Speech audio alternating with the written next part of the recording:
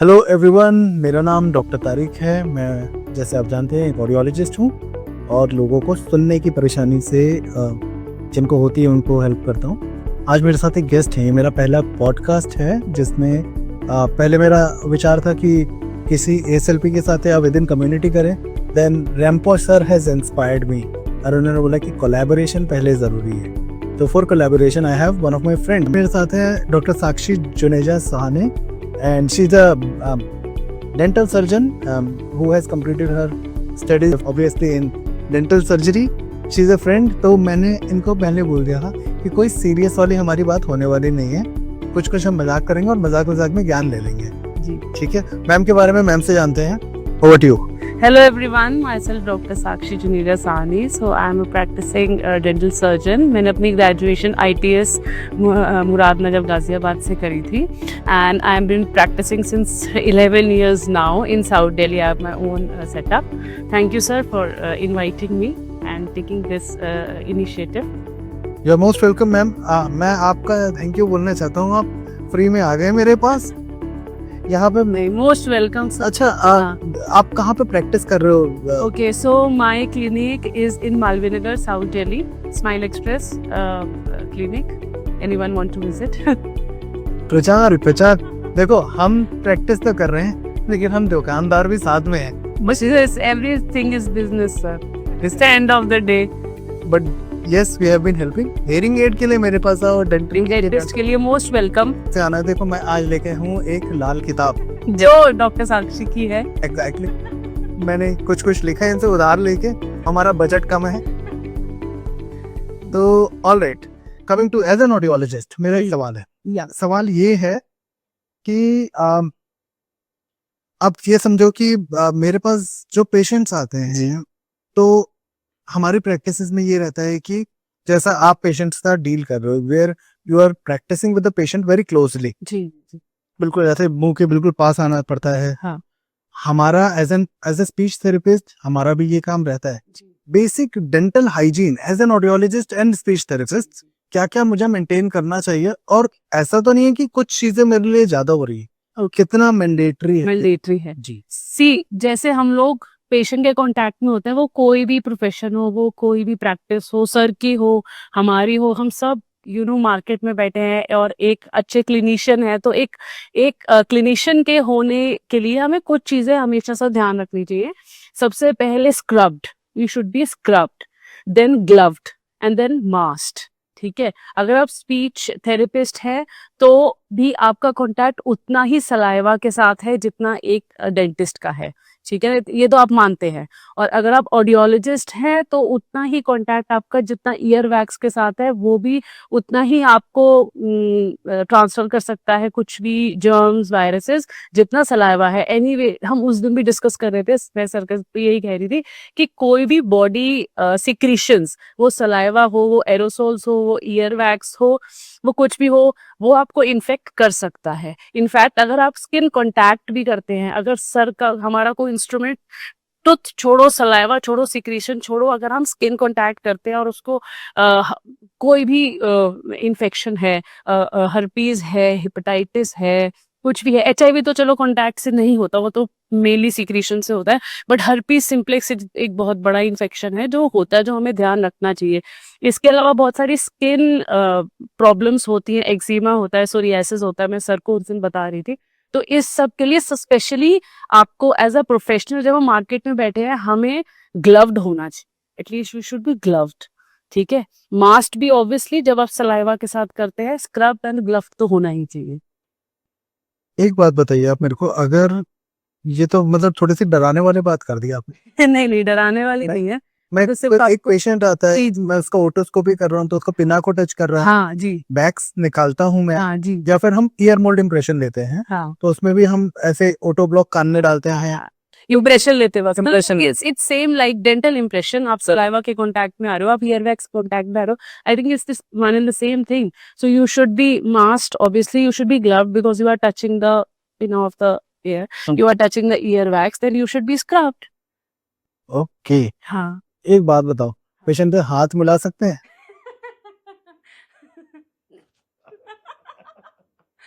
Glove but ये question है। नहीं हाथ मिलाओ, मैं तो डरा नहीं रही आपको, पर मैं आप एज अ क्लिनिशियन ही बोल रही हूँ ना, हम लोग clinician हैं। ऑनेस्टली मतलब अगर आप जो कंसर्न बता रहे हो and if they are existing, तो हम तो मतलब अपनी जान से खेल के नहीं मैं मतलब देखो सर, हम मार्केट में बैठे हैं हम्म, तो हर तरीके का पेशेंट हमारे पास आ सकता है। हम बहुत मतलब मैं तो डेंटल हिस्ट्री से पहले मेडिकल हिस्ट्री पेशेंट से पूछती हूँ। मेरी पहली कंसल्टेशन हाफ एन आवर की होती है, जिसमें I only talk to the patient. I only talk कि सर आप मैम अपना मेडिकल हिस्ट्री बताओ, पिछले 5-6 साल में क्या हॉस्पिटलाइजेशन रहा है आपका, कहीं हॉस्पिटलाइजेशन रहा है तो किसके लिए रहा है, उसमें आपको कौन कौन से एनेस्थीसिया दिया था, जिससे मुझे वो काम जब करना हो मुंह में तो मुझे पता हो। इससे क्या होता है कि कोई ड्रग एलर्जी होती है तो वो पता चलती है, ठीक है, कोई इन्फेक्शन वो कॉन्टैक्ट करके आया है तो हमें भी तो ध्यान रखना है ना। एग्जैक्ट। तो वो चीज है। तो आप, मेरे कहने का मतलब है as a profession, as professional हम जब काम कर रहे हैं तो मैं हर, और पेशेंट ना आधे से ज्यादा पेशेंट आपको शर्म से बताएंगे ही नहीं। हाँ, वो स्टिग्मा होता है ना, correct. That stigma is there कि नहीं मैं बताऊंगा तो सर नहीं आप करेंगे। ये छोड़ो ना, आपके पास हेयरिंग लॉस वाले अंकल लोग आते जी जी हैं, जी, वो नहीं बताएंगे वो आपको। नहीं बताते, वो है ना। और I think hearing loss is much related to systemic problem, कि किसी सिस्टमिक डिजीज के साथ हेयरिंग लॉस से फ्री में आ गया, ऐसा होता होगा ना। नहीं, कुछ बट केसेस में मिडिल ईयर के मतलब ईयर हाँ, प्रॉब्लम्स के साथ तो होता होता है ना। And definitely। ये जैसे ईयर प्रॉब्लम्स है, उसमें कोई नर्व इन्वॉल्व है अगर, हम्म, तो वो उसका कोई सिस्टमिक वो है प्रॉब्लम, तो आपको पता होना चाहिए। मेरे कहने का मतलब है कि medical history is important, my point is medical history is important, ठीक है। मुझे ये समझ में आया जैसे आपने बताया कि हम लोग जैसे एक बार रट रखा है कि history is the half of the diagnosis. जी जी जी अलॉन्ग विद डायग्नोसिस मुझे ये भी समझ में आ रहा है what is the condition of the patient, जी। जहाँ पे एक्चुअली में मुझे उससे हाथ मिलाना है कि नहीं मिलाना। एंड अच्छा, दिस इज एक्चुअली इसमें मैं आपको एक पेशेंट का अपना एक एक्सपीरियंस बताती हूँ, बता सकते हैं ना, ठीक है। तो एक पेशेंट आए, that was a middle age lady, I think 40-42। तो उनका मैंने चेकअप किया, उनके साथ कोई फादर आए थे उनके, वो मेरे वेटिंग एरिया में बैठे हुए थे, तो लेडी का हो गया तो मैं बाहर गई उनके साथ। तो डॉटर ने अपने फादर को बोला कि आपको चेकअप कराना है तो आप भी करा लो, आपको प्रॉब्लम थी। तो I said fine sir, please have a seat. वो मेरी डेंटल चेयर पे आके बैठे। इतनी देर में मैं अंदर जाने लगी तो वो उसकी डॉटर ने कहा, एक मिनट पापा, आपने बताया ना कि आप HIV पॉजिटिव हैं। और मैं वहीं अपने वहीं वहीं रुक गई, डेंटल चेयर के पास, पास नहीं गई, मैं वहीं रुक गई, ठीक है। तो अब मैं उनसे पूछती ऑब्वियसली, लेकिन तो उन्होंने, फादर ने कहा नहीं, अभी मेरे को 6 मंथ्स पहले ही डायग्नोज हुआ HIV पॉजिटिव। मैंने कहा सर, हम because I own a private clinic, हम लोग प्राइवेट क्लिनिक में नहीं कर सकते HIV पॉजिटिव पेशेंट, तो उसके लिए हॉस्पिटल सेटअप ही चाहिए। और मैंने ग्रेसफुली उनको मना कर दिया। मतलब कर सकते हैं, ऐसा नहीं है, बट बहुत प्रिकॉशंस चाहिए। इतना सा भी 0.1% कहीं एक्सपोजर हो गया तो क्यों रिस्क लेना वाली बात है, ठीक है। तो इसीलिए ये, और अभी की बात है 6-8 महीने पहले की, आपने बात बोली तो को बताया। मेरे को गलती कर दी है, बट एग्जैक्टली ये सारी चीजें मुझे पता होनी चाहिए। जी मैं बेसिक डॉक्टर हाइजीन पे हाँ, आ, एक समझ में आ गया जो आपने बड़ा बोला, scrub, glove, gloves and mask, yes, ये 3 चीजें। ऑडियोलॉजी प्रैक्टिस में मैं ग्लव स्क्रब लेके मैं पहन के पेशेंट को देख रहा हूँ हाँ, पूरे दिन। मैं मेरे और मतलब मेंटेन कैसे करूंगा वो, कितनी बार कैसे मेंटेन मुझे नहीं मालूम, पर्सनली आप लोगों को मालूम होगा। ओके। तो जो स्क्रब्स होते हैं they are disposable also and autoclavable also, ठीक है। ठीक है। द ग्रीन वन जो ओटी में पहनते हैं, हाँ अगर हाँ आपने देखा हो, वो तो ऑटोक्लेवेबल है। बड़े बड़े हॉस्पिटल्स के पास बहुत बड़े बड़े ऑटोक्लेव है। सर ने मेरे क्लिनिक पे देखा है ऑटोक्लेव, ठीक है, उसमें हम लोग, पर मैं तो ऐसे डिस्पोजेबल यूज करती हूँ, ठीक है। ठीक है। पर ऑटोक्लेवेबल भी होते हैं, वो भी है मेरे पास, मैं कम यूज करती हूँ। जैसे फॉर एग्जाम्पल ये जैसे HIV है तो नहीं, बट हेपेटाइटिस का या वैसे कोई सिस्टमिक वाला आ गया तो यूज कर लिया, ठीक है। फिर ऑटोक्लेव, इनफैक्ट हम तो कभी कभी HIV चेक भी करना होता है अगर, तो थ्रो ही कर देते हैं, ऑटोक्लेव भी क्या ही करना, उसको थ्रो कर देते हैं, ठीक है। तो वो आप स्क्रब यूज कर सकते हो जब पेशेंट आए। बेस्ट है अगर आप डिस्पोजेबल यूज कर लो, ठीक है। मास्क भी डिस्पोजेबल होते हैं, ग्लव्स आपको पता ही है, ठीक है। और एक ऑटोक्लेव आप रख लो, बेसिक गुड ऑटोक्लेव आता है हमारा, और वो यूज कर लो। थोड़ा सा आपको रिक्वेस्ट करूंगा, हाँ, ऑटोक्लेव के बारे में बताइए, हमारे शायद फ्रेशर्स वगैरह हैं ओके। उनको सो मैं स्टेरिलाइजेशन के बारे में बता देती हूँ, हाँ ओ, sterilization. है ना. I think sterilization is a very important part and it should be a very important part in every clinic irrespective of the profession. Sir का हो, हमारा हो, सब मुझे तो एक ही बात लगती है. तो क्योंकि जहां आप पेशेंट के कांटेक्ट में आए वहां sterilization is must. So sterilization starts with soap and water cleaning. सबसे पहले सोप एंड वाटर, उसके बाद फिर इथाइल अल्कोहल का जो हमारा स्पिरिट होता है उससे आप क्लीन करिए, बट गुड स्पिरिट. ठीक है, मतलब as in a good brand. मैंने मैम बहुत, सॉरी मैं आपको बीच में रोकता हूँ. Sterilization of what? Instruments? Yes, instruments. कोई भी इंस्ट्रूमेंट अगर पेशेंट के कांटेक्ट में आ रहा है एंड और वो डिस्पोजेबल नहीं है, then it should be sterilized. क्या बोलते For हैं? example, Sterilize हो गया आपका? हाँ, जैसे कैनुला हो गया, मेटल पार्ट्स, कोई भी मेटल पार्ट्स. Tuning forks? हाँ, ट्यूनिंग फोक्स. ठीक है, ये वाले जो ट्यूनिंग फोक्स है आपके, ये ठीक है. प्लास्टिक जो होते हैं, जैसे हमारे पास तो प्लास्टिक स्पैचुलास होते हैं, आपके साथ प्लास्टिक रबर्स कुछ भी होते होंगे, हाँ जो एयर पे जाते हैं, उसको आप ऑटोक्लेव नहीं कर सकते, प्लास्टिक खराब हो जाएगा. पर उसको आप soap and water and sterilise spirit से करके, एक यूवी चेम्बर होता है, you have a UV chamber for the UV light, आप उसमें रखिए तो वो स्टेरिलाइज्ड भी रहेंगे और प्रेजेंटेबल भी लगेगा. और आपको पक्का पता है कि क्रॉस कंटामिनेशन का कोई चांस नहीं है उसमें. करेक्ट. ठीक है. अगर मैं सिर्फ मेटल के बारे में बात करती हूँ तो soap and water, then spirit cleaning, उसके बाद एक ड्राई क्लीनिंग होती है, दैट इज ग्लास बीट. वो मैंने शायद सर को दिखाया था, देखा था. ग्लास बीट में क्या होता है, 200 डिग्री सेल्सियस पे वो ड्राई हीट होता है और उसमें आप अपना पार्ट 30 सेकेंड्स 15 सेकेंड्स के लिए रख दीजिए तो वो बिल्कुल स्टेरलाइज हो जाता है. और उसके बाद एक होता है ऑटोक्लेव. अब ऑटोक्लेव बहुत तरीके के होते हैं. Autoclave is wet pressure sterilization. अभी हमने क्या किया, ड्राई होता है, वो 200 टू 230 डिग्री पे हीट हो जाते हैं, उस पे आप रखो तो आपके जितने भी वायरसेस है, HIV हो, हेपेटाइटिस हो, हर्पीज हो, सब मर जाएगा, तो वो नहीं एक बचेगा. छोटा सा आपका चैम्बर है. छोटा सा, हाँ, एक हमारा ग्लास बीट स्टेरिलाइजर होता है.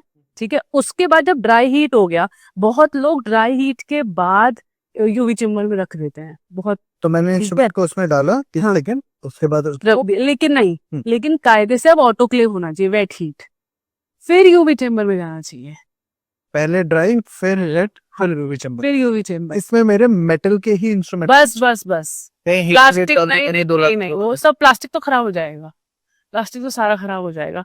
तो जो ऑटोक्लेव होता है वो आपका क्लास बी ऑटोक्लेव्स भी आते हैं और दूसरे नॉर्मल प्रेशर कुकर वाले भी आते हैं, दोनों ही बेस्ट है, कोई प्रॉब्लम नहीं है. पॉइंट है कि इन्फेक्शन नहीं होना चाहिए पेशेंट को. तो आप जो नॉर्मल प्रेशर कुकर वाले हैं उसमें 120 डिग्रीज पे होता है विद प्रेशर, और अब उसको 30 मिनट्स के लिए करके रख दीजिए, उसके बाद वो स्टेरिलाइज्ड है. उसके बाद फिर आप जाएगा वो यूवी चेम्बर में. अब आपको वहां यूवी चेम्बर में रखने हैं आफ्टर ऑटोक्लेव. अब जब हम पेशेंट पे यूज करेंगे तो हम अब इस पे भी ध्यान देना, अगर जैसे मान लीजिए आपका पेशेंट आया, ठीक है, तो आपको कोई पार्ट यूज करना है, metal part which is in the UV chamber. अब एक तरीका है कि ये नहीं कि गए और ऐसी बेयर हैंड से, तो फिर फायदा क्या इतना सारा करने का, समझे बात.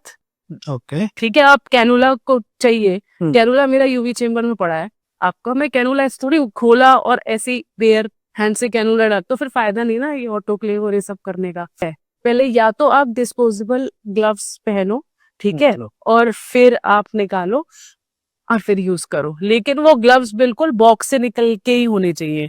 ये नहीं आपने पेशेंट देख लिया टच कर लिया, उसका फिर जा रहे यूवी चेम्बर से खोल रहे हैं. ठीक है. या फिर एक चिटल फोर्सेप होता है, तरीका होता है कि आप चिटल फोर्सेप से खोलो और उस फोर्सेप से निकालो. आपने ग्लव्स पहने हो नहीं पहने हो, बेयर हैंड से आप मतलब चिटल फोर्सेप से सीधा अपनी ट्रे में रखो, किडनी ट्रे में, और फिर यूज करो. तरीका ही है, किताब में ये लिखा है. मेरे को ऐसी फीलिंग आ रही है ना, उसके बाद पेशेंट को भी ना किसी यूवी चैम्बर में ही डाल के, मतलब मैंने ये अपने ऑडियोलॉजी प्रैक्टिस में नहीं देखा. नहीं, हम लोग तो डेंटल में हर पेशेंट में करते हैं. और आपके हिसाब से आपको लगता है कि ऑडियोलॉजी प्रैक्टिस में या स्पीच थेरेपी प्रैक्टिस? हाँ, हर प्रोफेशन में जिसमें आप पेशेंट के कांटेक्ट में आ रहे हो किसी भी फॉर्म में, स्टेरिलाइजेशन इज मस्ट. कैसे हो सकता है, हो ही नहीं सकता, होना ही नहीं चाहिए. क्योंकि टंग डिप्रेसर्स हैं, हम तो डिस्पोजेबल वाले यूज करते हैं. हाँ, बट हाँ, जो लोग मेटल वाले यूज कर रहे हैं, एक वाला, यस, बट जो लोग अगर मेटल वाले यूज हाँ, उनको तो बहुत जरूरी है. तो सलाइवा के कांटेक्ट ये obviously. वो एक ही बात हो गई ना, फिर डेंटल में उसमें फर्क ही नहीं रहा, तो हम भी तो वही करते हैं, तो ये बात होती okay, coming to the next, दोबारा था लाल किताब, बेसिक प्रोफेशनल या डेंटल डॉक्टर हाइजीन जो मुझे समझ में आया। दूसरा मुझे समझ में आया स्टेरिलाइजेशन ऑफ माय इंस्ट्रूमेंट, जो हो सकते हैं। In case of hearing ads, मुझे लगता है कि हेयरिंग एड अगर कोई 2 लाख रुपए की ले रहा है, उसको मैंने उबाल दिया नहीं, वैसे रुको। तो खुद ही मना कर रही हूँ।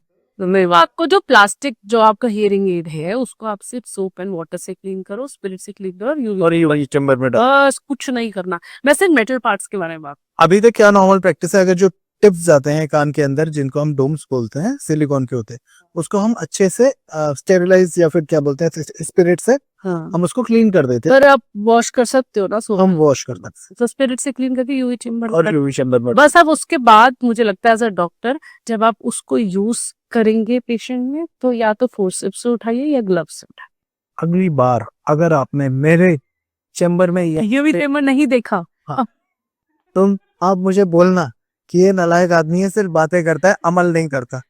बट ठीक है, I am learning a lot from you. हाँ, ठीक है। तीसरी चीज जो कि अब दोबारा प्रोफेशनल्स के लिए आ जाता है, वैक्सीनेशन ऑफ डॉक्टर्स। डॉक्टर्स और प्रोफेशनल्स, हाँ, क्या हमारे लिए जी, जरूरी है और कितना जरूरी? एज क्लिनिशियंस हमारे लिए vaccination is too important. Personally मैं अपना बता देती हूँ, तो it's been 11-12 years of practice. Flu shot, influenza flu shot होते हैं, ठीक है। जो आपके 1 साल में लगते हैं। हाँ, किताब में 6 महीने में एक बार लिखा है, पर इंडिया में हम लोग साल में एक बार लगाते हैं। मैं खुद साल में अभी रिसेंटली करवा के आई हूँ, अप्रैल मई में लगता है वो, ठीक है। आपको कोई भी इन्फ्लुएंजा वायरस से फिर डरने की जरूरत नहीं है, ठीक है ना। ओके। फिर एक होता है हमारा टीडैक, डिप्थीरिया पर्ट्यूसिस वूपिंग कफ, ठीक है, ये वाला आपका होना चाहिए। एक होता है चिकन पॉक्स, वाइकिंग हम सबको लगाए। MMR, मीजल्स, मम्स, रुबेला, वो भी साल में एक बार सबको लगाए, ठीक है। ये टीडैप वाला 10 साल में एक बार होता है, बट ठीक है, once in a lifetime is also fine. Mainly मेरा फोकस जो है इंडिया में, बाहर तो देखो सब clinicians are very particular, even the government is very particular about the vaccination of the clinicians, but in India we are not much particular. I think वो होना चाहिए साल में एक बार, फ्लू शॉट होना ही चाहिए विद एनी फिजिशियन। आप अपने फिजिशियन को बोल दीजिए, वो लोग अरेंज कर देंगे। IM लगता है, आप मेरे पास आ जाना, मैं लगा दूंगी, उसमें बहुत बड़ी कोई बात नहीं है, ठीक है ना। तो ये इंट्रामस्कुलर सीधा IM सीधा लगता है, उसमें कोई, हम भी लगा देते हम खुद भी लगा सकते हैं। हैं। मैं तो नहीं लगा पाती, ना आपके लगा सकते, ठीक है ना। तो वो होना चाहिए, वो तो हर क्लिनिशियन को होना चाहिए। तो साल में। इन समरी जो बचपन में लग गए हैं, MMR हाँ, और टीडैप, Tdap, वार्स्टेला, हाँ, वेरी वो तो ठीक है, हेपेटाइटिस बी वगैरह। हाँ जी, और हाँ, हेपेटाइटिस बी, ये भी बहुत जरूरी है। लेकिन हेपेटाइटिस भी सबको नहीं लगता बचपन में। मुझे याद है, आई वाज इन, हमने तो कॉलेज वालों ने ही हमारे इनिशिएटिव लिया था, ओके, उन्होंने हमें लगाया था, पर वो होना चाहिए। ठीक है। तो जिनको मतलब हेपेटाइटिस बी नहीं लगा है, वो लगना चाहिए। क्योंकि मेरे कॉलेज में बहुत हमारे सुपर सीनियर को हेपेटाइटिस बी हो गया था, ओके, उसके बाद ही कॉलेज वालों ने ड्राइव शुरू करी थी, चलो यार, सो हमारे कॉलेज में किसी को कुछ हुआ ही नहीं। तो वो है, ये बहुत ध्यान रखना चाहिए, राइट। है ना। हेयरिंग स्क्रीनिंग भी कराना चाहिए लोगों को। हाँ, जैसे डेंटल स्क्रीनिंग हर 6 महीने में, लेकिन यहाँ लोग दर्द होती है तो आते हैं, नहीं तो आते हैं कहाँ है डेंटल के लिए भी। Ear pain and dental pain, जी, हमारे पास पेशेंट्स आते हैं तो वो ज्यादातर रेफरल के बाद ही आते हैं, जिसको ENT स्पेशलिस्ट ने देख लिया है।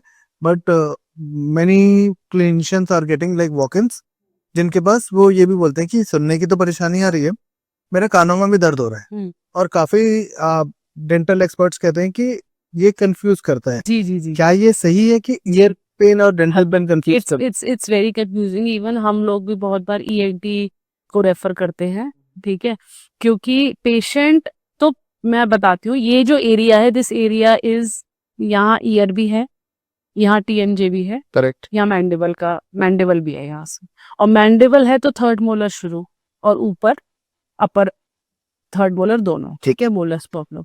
तो ये तीनों हम ऑडियोलॉजिस्ट, ENT, डेंटिस्ट सब आपस में बहुत जॉइंट हैं, जुड़े हुए हैं, ठीक है ना। तो बहुत बार ऐसा होता है कि पेशेंट आता है, मैम यहाँ दर्द हो रहा है, यहाँ दर्द हो रहा है, फिर हम पूछते हैं कहीं रेफर तो नहीं हो रहा दर्द, कहीं आपके कान में तो नहीं जा रहा, कहीं थ्रोट में तो नहीं जा रहा, या सिर पे तो नहीं जा रहा, या नाक की तरफ तो नहीं जा रहा। तो बहुत बार ऐसा हुआ है मेरे साथ कि थर्ड मोलर हमने चेक किया, हमने ओपीजी कर मतलब हमने एक्सरेज करा लिए, ओपीजी करा लिया, आईओपीए देख लिया, क्लिनिकली चेक कर लिया, बट कुछ डायग्नोसिस ही नहीं हो रही डेंटल की।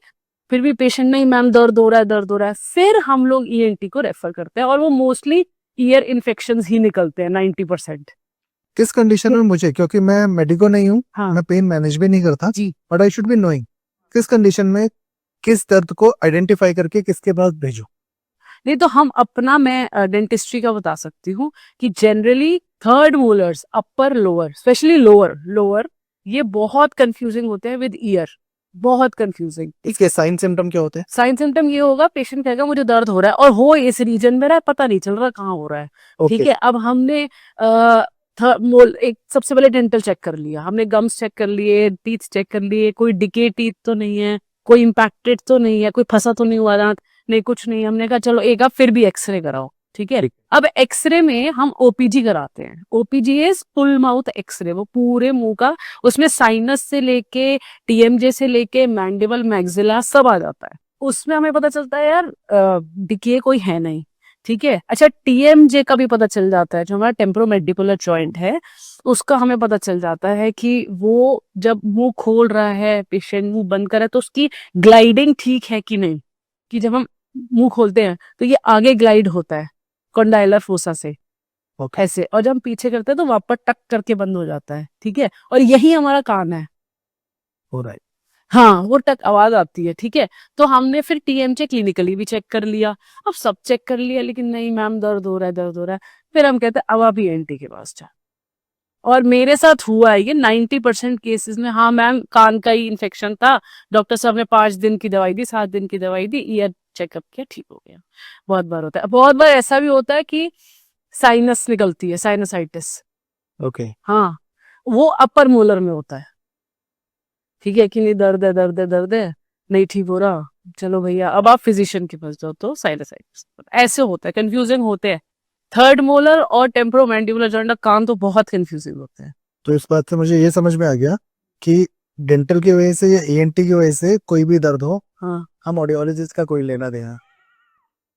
10 मिनट की कहानी सुनने के बाद सर कह रहे मेरा खुल लेना देना नहीं है, लेकिन अगर उसको ये ईयर इन्फेक्शन के साथ हियरिंग लॉस हो तो आपका लेना देना हम तैयार हैं। है। हाँ, अभी एक क्वेश्चन जो है related to the collaboration, how are you related to us in terms of like you being dental surgeon, we being audiologist and speech language pathologist?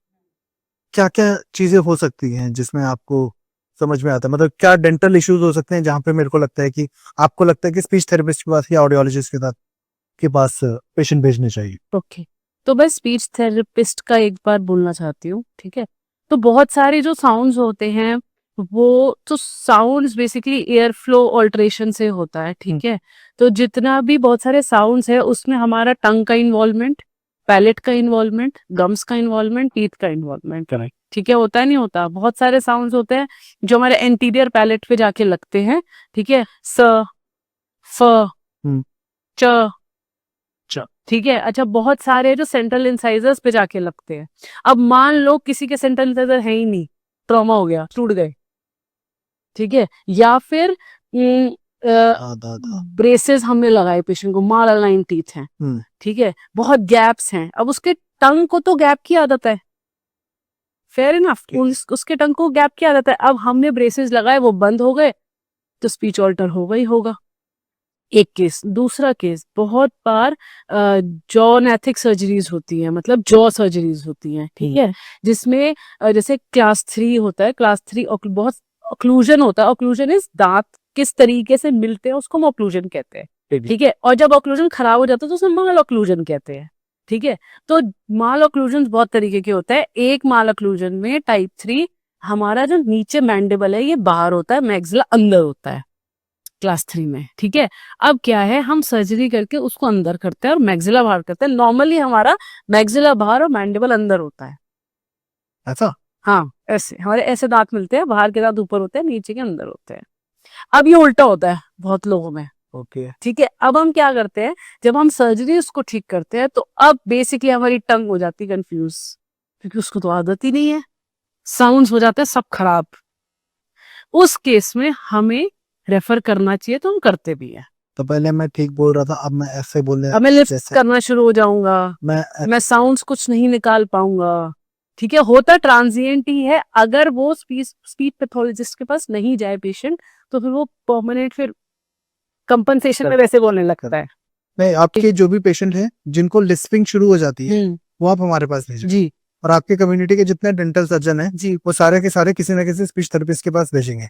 भेजा तो लाल किताब के ऊपर हम हाथ रख सकते तो हम खाते हैं ना, हमारे को रेफरल मिलेंगे। मिलेंगे। ये अच्छा, एक डेंचर्स में भी होता है, ओके। जो ओल्ड जेट्रिक पेशेंट्स है, ठीक है ना, उनके सारे दांत चले गए, ठीक। या हमने निकाल दी सब पैथोलॉजी, अब उनके सिर्फ गम्स हैं, कुछ भी नहीं है। अब हमें उस पर नए दांत लगाने हैं, मतलब डेंचर या इम्प्लांट लगाने हैं, फुल माउथ इम्प्लांट, ठीक है। अब क्या है, जैसे मान लो पेशेंट ने 1-2 साल ऐसे ही खाया गम्स में, कि गम्स हैं उसके, ठीक। उन्होंने ऐसे ही खाया, अब टंग तो फ्री हो गई, दांत ही नहीं है। दांत उस टंग को कॉन्स्ट्रिक्ट करके रखते हैं एक स्पेसिफिक एरिया में, टंग को, समझ रहे हो ये बात, करेक्ट। ठीक है ना। तो वैसे आपका H2H क्रॉस बाइट, मतलब वो बाइट है, मैंने देख लिया, इतनी हमारी आंख दांतों पे ही जाती है। H2H आपका क्लास 1 नहीं है बाइट, चलो खैर, माय पॉइंट इज, ये बढ़िया है, ये अच्छा है कि खराब है? नहीं ठीक है, थोड़ा खराब है, मानो। मुझे तब भी ऐसा नहीं हुआ ना, मैं ठीक हूँ।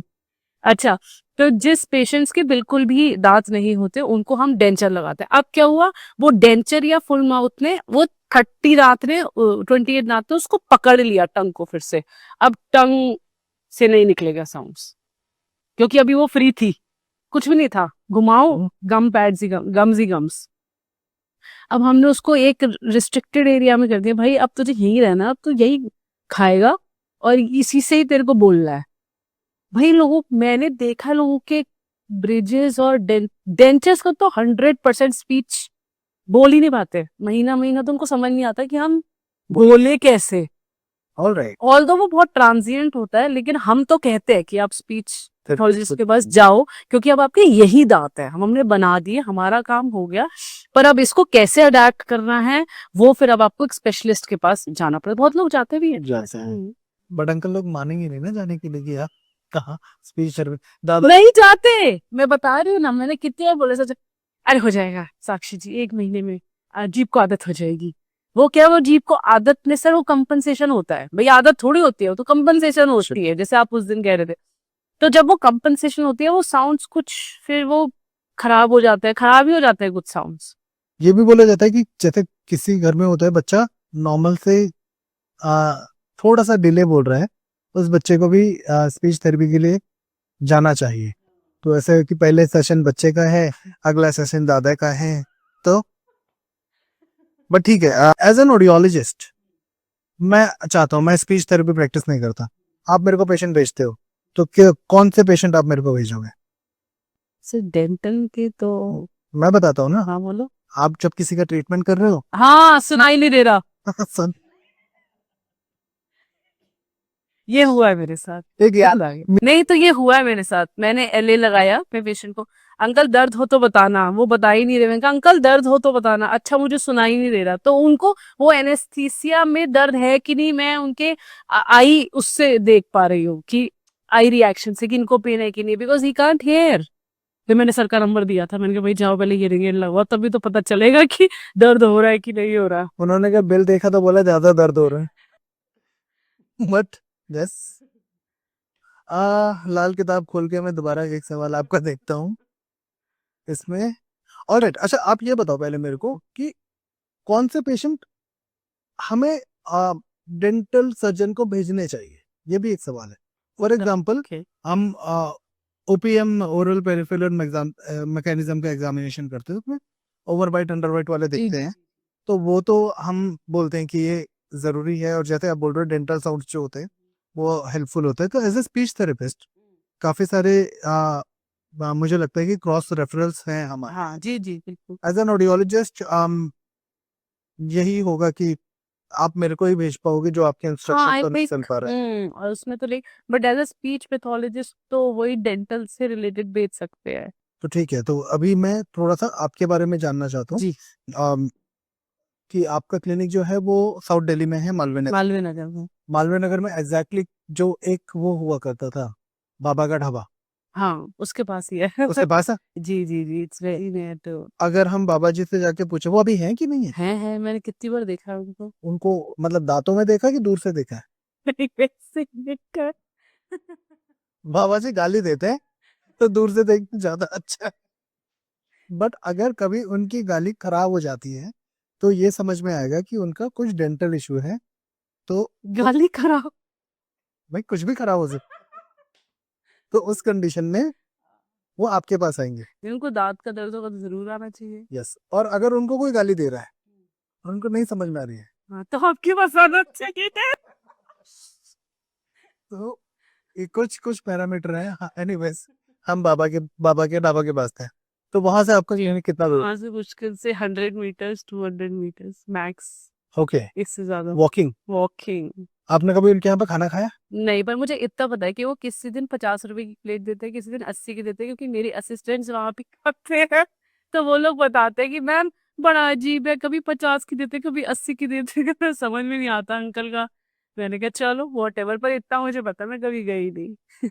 एक पॉइंट मैंने छोड़ दिया था जो मुझे लगता है, when I am talking to as a public person, जो भी मतलब जो पेशेंट से डील कर रहा हूँ, एज ए स्पीच थेरेपिस्ट, तो सबसे पहले मेरा खुद का डेंटल हाइजीन जो है ना, मुझे लगता है कि बहुत अच्छा होना चाहिए। जैसे अभी आपके दांतों में आपने वो लगा रखा है, क्या बोलते हैं, ज्वेलरी ज्वेलरी। ज्वेलरी, ठीक है। जी दिस इज एक्चुअली नोटिसेबल, और ये देख के लग रहा है कि हाँ, आप जो लोग ज्वेलरी नहीं, कम से कम उनके दांत अच्छे साफ हाइजीनिक दिखने हाँ चाहिए। हाइजीन का मेन ये है कि बैड ब्रेथ नहीं होना चाहिए।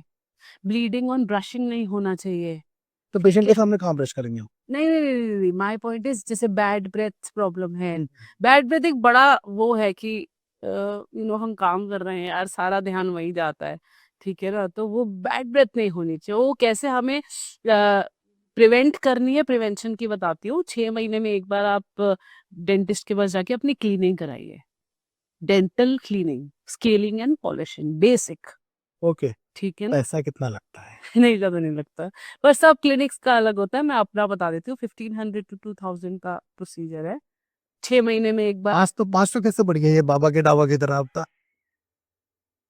कंसल्टेशन भी तो लोगी आप। 1500 रुपए का जी जी प्रोसीजर है, जी जी। एंड दैट्स इट, हाँ 6 महीने में? हाँ किताब में 6 महीने लिखा है मैं कहती हूँ साल में भी एक बार आ जाओ तो बैड ब्रेथ कभी नहीं हो सकता। मतलब पूरे साल में एक मेरा स्पीच थेरेपी का सेशन का जितना मैं पैसे लेता हूँ उतना मेरे को लगता है, बस which is क्योंकि आप भी तो पेशेंट के कांटेक्ट पास ही हो ना जब बात कर रहे हो जब डायग्नोसिस कर रहे हो। तो जहाँ पास हो आई थिंक बैड ब्रेथ मुझे लगता है सारा ध्यान ही वही जाता है मैं फिर वही बात कहूंगी। तो वो चीज आई थिंक सबको सारे क्लिनिशियंस को करनी चाहिए इनफैक्ट क्लिनिशियन का सबको ही करनी चाहिए यार। मेरे दांत ऐसे मुझे लगता है कि ऐसे पूरे सफेद हों हाँ तो अच्छा। नहीं नहीं ऐसा नहीं होता वो सफेद वाले तो कंसेप्ट बिल्कुल बेकार है। अ, सफेद मेरे भी सफेद नहीं है मतलब सफेद किसी के भी होते हैं। नहीं दांत सफेद कोई कंसेप्ट ही नहीं है। ये मिथ है। ये बेकार है। सफेद दांत होने ही नहीं चाहिए। नहीं मतलब नहीं हो सकते अगर आपको चाहिए तो हम्म, प्रॉपर शेड करेक्शन होता है वो ब्लीचिंग्स होती है वो वीनियर्स होते हैं फिर आपको वो प्रोसीजर कराना पड़ेगा। लेकिन अगर आप कहो हमें भगवान ने कैसे दांत दिए सफेद नहीं दिए पूरे सफेद नहीं दिए। हमारे दांत की 3 लेयर होती है इनेमल डेंटिन पल्प। ठीक है। ठीक है। इनेमल ऊपर से ये वाला ये हमें थोड़ा सफेद दिखेगा ये जैसे जैसे गम लाइन के पास जाता जाएगा येलो होता जाएगा। ठीक है okay. Which is perfectly natural. Perfectly natural. अब क्या कंसेप्ट है कि नेचुरल इज गुड। कुछ लोगों का काम ऐसा होता है जो जिनकी पब्लिक डीलिंग है जो एक्ट्रेसेस हैं जो मॉडल्स हैं जो एक्टर्स उनको तो सफेद ही चाहिए प्रॉपर सफेद। करेक्ट। उनके लिए है वो चीज कि आप वीनियर्स कराओ आप हर साल या 6 महीने में टीथ ब्लीचिंग कराओ। ठीक है। तो होते हैं वो चिट्टे सफेद लेकिन नहीं हम मेरे भी नहीं है भाई और होने भी नहीं चाहिए। उसके क्या साइड इफेक्ट्स हैं? हाँ हैं। ब्लीचिंग के हैं आपको सेंसिटिविटी लॉन्ग प्रोलॉन्ग सेंसिटिविटी। ठीक है। ऑल्दो बहुत सारे प्रोडक्ट्स आ गए हैं मैं जानती हूँ इसमें सेंसिटिविटी 0 है विच इज मतलब गुड। लेकिन इनेमल को तो आप छेड़ रहे हो ना कुछ तो छेड़ोगे कुछ तो पेनिट्रेशन होगा इनेमल में होता ही है। तो और वो बहुत टाइम तक, ऐसा नहीं कि हमने एक बार ब्लीच करा और वो लाइफ लॉन्ग कुछ नहीं हुआ। ये तो फिर वही बात हो गई जैसे हमने हेयर में स्मूदनिंग कराई, कितनी चलती है, 6 महीने। तो बस वही 6 महीने, ट्रांसिएंट, हर चीज का टाइम है ना। हम तो ऐसे बिरजू नाई के पास जाइए बाल कटा लेते, हमें नहीं मालूम 50 रुपया। नहीं अभी, अभी 50 नहीं, अभी जा, अभी तो 50 नहीं है, 200-250 तो लेते ही होगा। लेकिन हमने गरीबी देखी है। अच्छा, जैसे अब दांत के पोजीशन पे भी येलोनेस डिपेंड करती है, पता है आपको ये बात? Is it?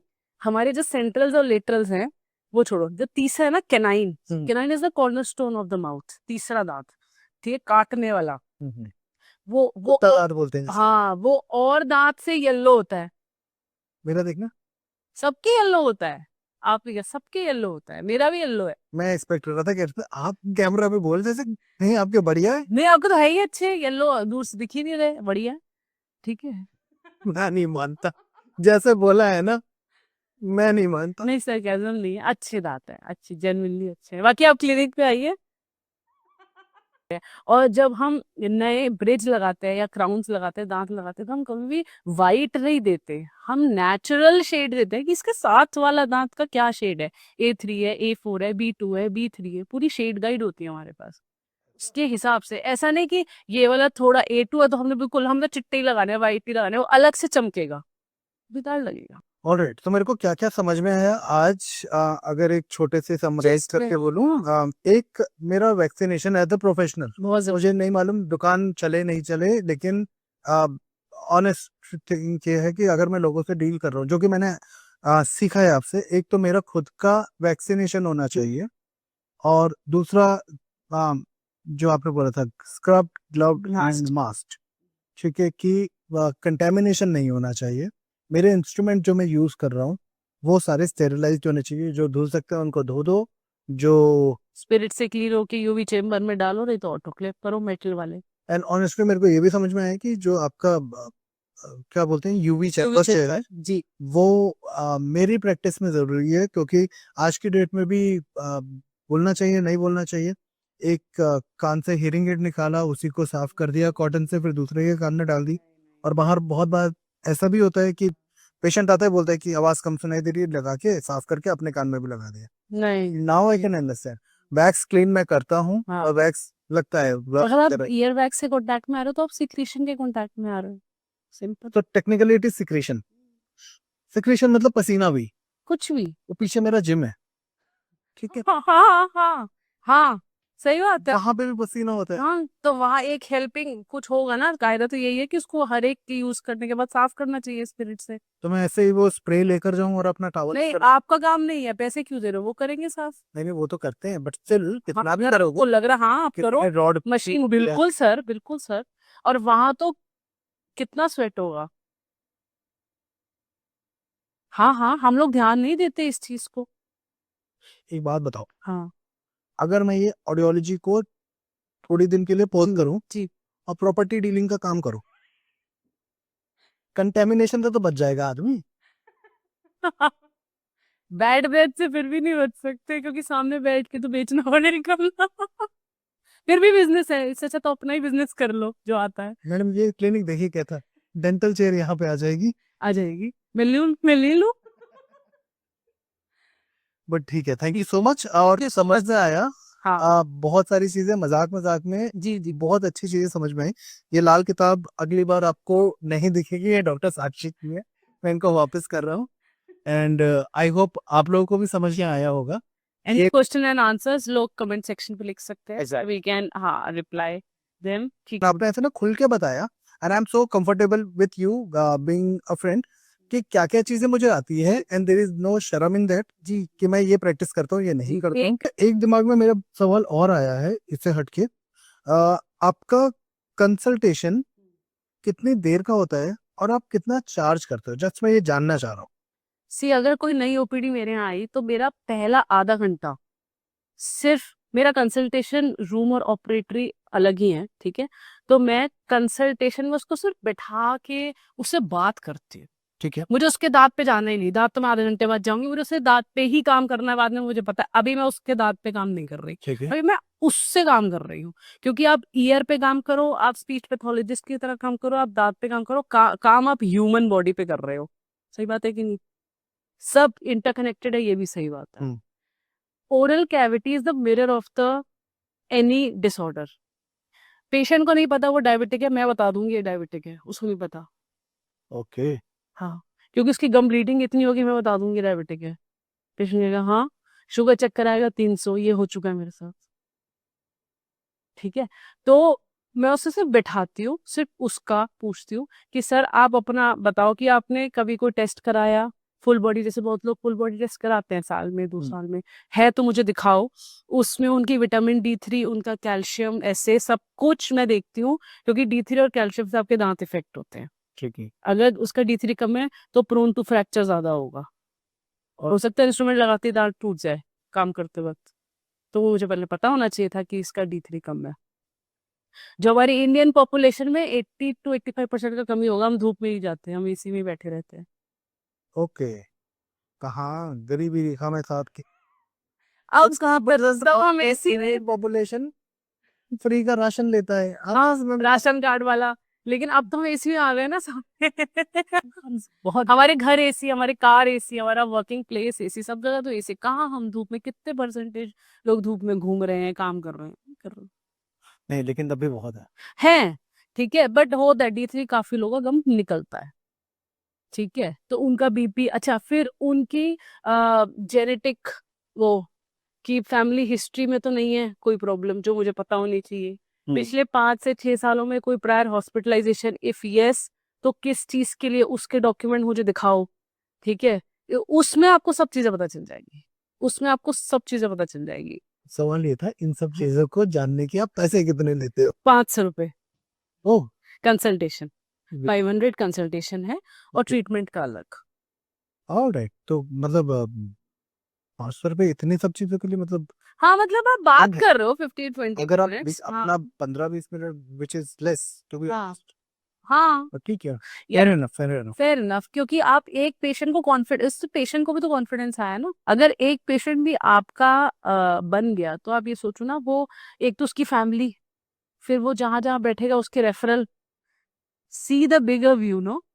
आई नो, मेरे को भी इसमें एक पेशेंट ने बोला था कि अगर मुझे या किसी को भी हियरिंग लॉस हो गया तो मेरा और आपका जिंदगी भर का रिलेशनशिप डेवलप हो चुका है। जी बट वही एक काम भी उस तरीके का मैं करूं कि वो कहीं और ना जाए।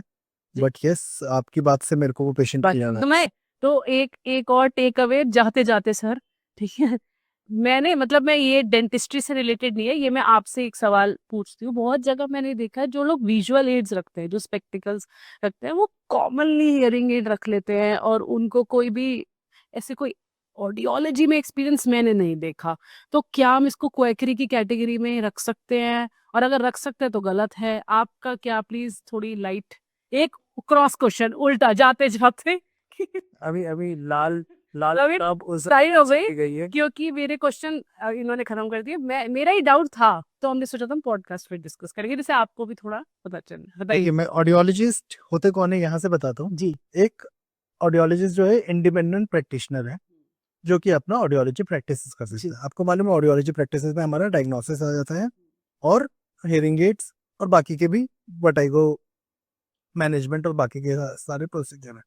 क्योंकि चश्मे को समझा जाता है कि ये एड एड है, विजुअल एड है, जी, तो इसी का कजन मान लेते हैं हियरिंग एड को, जो हियरिंग एड है, जो नहीं है जो कि नहीं। obviously, हाँ ठीक है। और इसमें क्या हो जाता है कि अगर आप बोल रहे हो कि क्या ये क्वेकरी है, तो मैं बोलूंगा यस, बिना किसी हेजिटेशन के, क्योंकि जो लोग कर रहे हैं उनके पास अगर डिग्री नहीं है या फिर उन्होंने 1 साल का डिप्लोमा भी किया हुआ है, वो भी इंडिपेंडेंट प्रैक्टिस नहीं कर सकते हैं। या फिर कोई इंडिपेंडेंट मतलब अंडर गाइडेंस करेंगे, दैट टू फिजिकल गाइडेंस, जो कि कैलकाटा हाई कोर्ट ने भी बोला हुआ है। ओके, ऐसा नहीं है कि मैं किसी को गाइड कर रहा हूँ ऑनलाइन और वो कर सकते हैं, और मैं बता रहा हूँ और उसने बोला कि ये तो लीगल है, that is also not legal. Not. तो क्वेकरी है।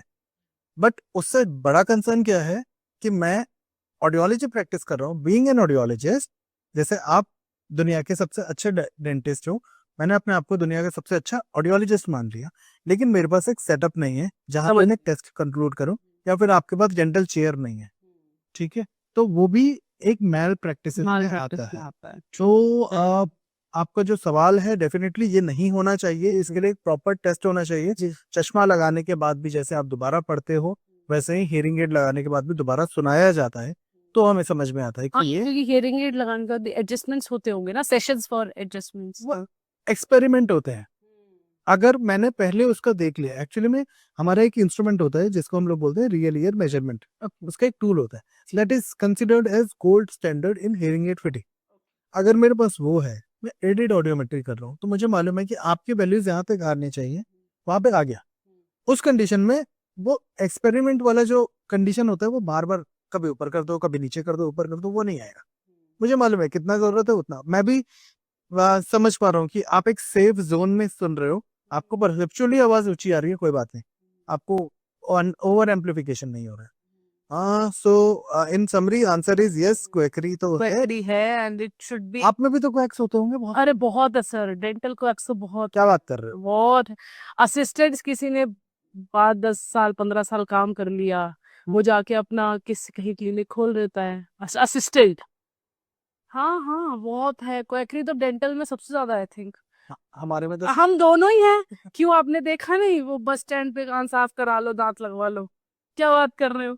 दांत लगाने वाले मैंने देखा है। आपने नहीं देखे। मैंने तो देखा है मेरठ में, बस स्टैंड पे। हाँ, हम कॉलेज से, हाँ, हम यूनिफॉर्म में आ रहे हैं, बस स्टैंड पे बैठे हैं, देखा है तो बहुत कॉमन है। दांत वाले नहीं देखे मैंने, कान साफ करने वाले देखे, हाँ वो लाल रंग की टोपी पहन हाँ, के। नहीं नहीं, वो लाल वाले डांस भी बना देते हैं। और बाकी अगर आपको फेक ऑडियोलॉजी देखना है, कुछ नहीं करना, बस उस पे डाल दीजिए गूगल पे, हाँ, ठीक है, कोई लड़का आ जाएगा, मैडम जी आपके घर आ जाऊंगा, मैं आपके घर मशीन लगा दूंगा, वहीं पे टेस्ट कर दूंगा, सब कुछ कर दूंगा। नहीं, मैंने तो ये सुना है कि जो आई चश्मा बेचते हैं उनको बोल दो उनके पास रखे होते हैं, मैंने तो ऐसे जनरली लोगों से सुना है। ये तो कम, वो है तो दुकान के अंदर है तो तब भी ठीक है। अच्छा, ओके।